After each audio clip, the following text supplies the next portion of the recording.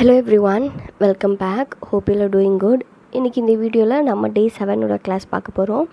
இந்த டே 7ல் we gonna see 5 patterns with 2 example sentences each. ஆக மொத்தம் இன்றைக்கி நம்ம 10 example sentences பார்க்க போகிறோங்க. இந்த 10 sentencesமே எதை பேஸ் பண்ணி நம்ம பார்க்க போகிறோன்னா ஒருத்தரோட கேரக்டரை பேஸ் பண்ணி நம்ம பார்க்க போகிறோம். அவங்க எப்படிப்பட்டவங்க அப்படிங்கிறத பற்றி நம்ம இங்கிலீஷில் எப்படி சொல்லலாம் அப்படிங்கிறத பற்றி இன்றைக்கி நம்ம பார்க்க போகிறோங்க. இந்த வீடியோ உங்களுக்கு ரொம்ப யூஸ்ஃபுல்லாக இருக்கும். ஸோ இந்த வீடியோவை ஸ்கிப் பண்ணாமல் லாஸ்ட் வரைக்கும் பாருங்கள். And no without any further delay let's get started. இப்போ வாங்க நம்ம ஃபர்ஸ்ட் சென்டென்ஸ் என்னென்னு பார்க்கலாம். இப்போ தமிழில் நாம் அவள் கொஞ்சம் கூச்ச சுபாவை கொண்டவ அப்படின்னு நாம் சொல்லுவோம் இல்லைங்க. ஸோ இந்த மாதிரி சென்டென்ஸை நம்ம இங்கிலீஷில் எப்படி பேசலாம் அப்படிங்கிறத பார்க்கலாம். நெக்ஸ்ட் அவள் ரொம்ப ஆதிக்கம் செலுத்துகிறா. அதுக்கப்புறம் அவள் ரொம்ப கஞ்சத்தனமாக இருக்கா. அந்த பொண்ணு கஞ்சத்தனமான பொண்ணு. அதுக்கப்புறம் அவள் ரொம்ப அடக்கமாக தெரிகிறா. அண்ட் லாஸ்ட் ஒன் பாருங்கள், அவள் அவளோட அம்மாவை விட அதிக வம்பு பண்ணுறா.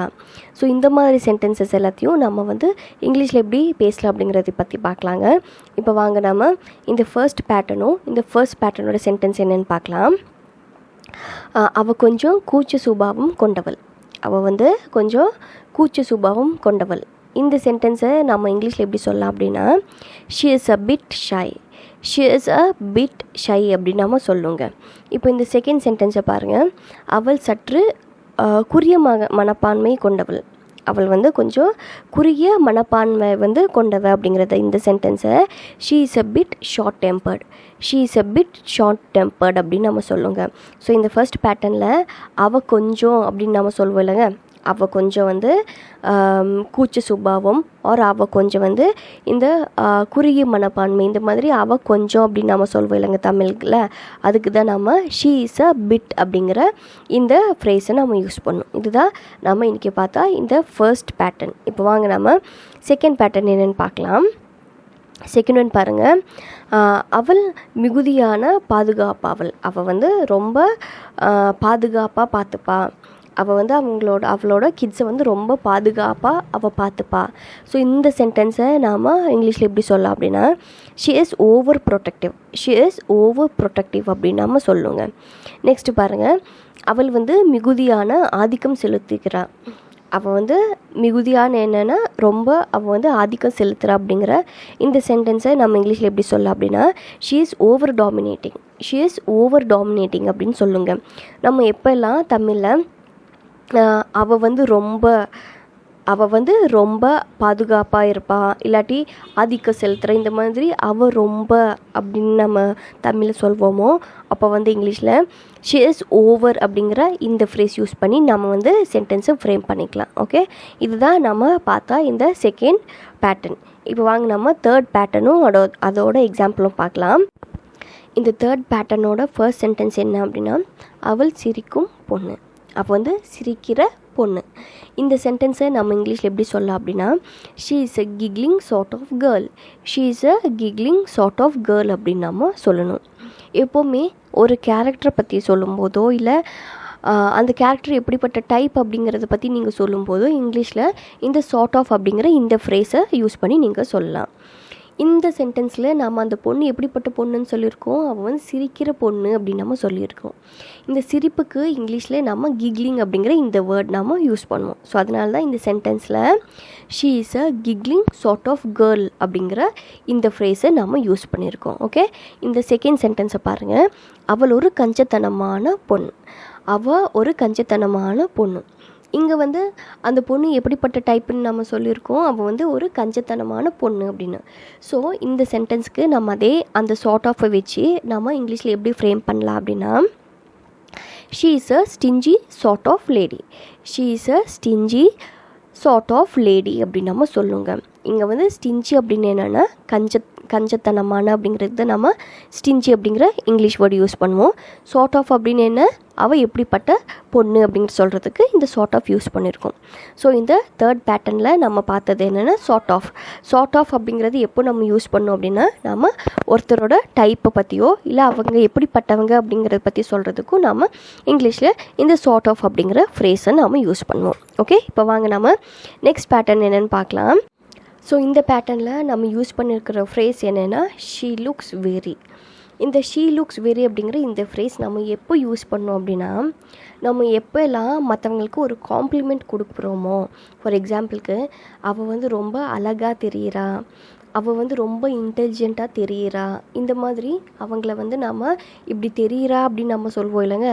ஸோ அப்போ வந்து ஷீ லுக்ஸ் வெரி அப்படிங்கிற இந்த ஃப்ரேஸ் யூஸ் பண்ணலாம்.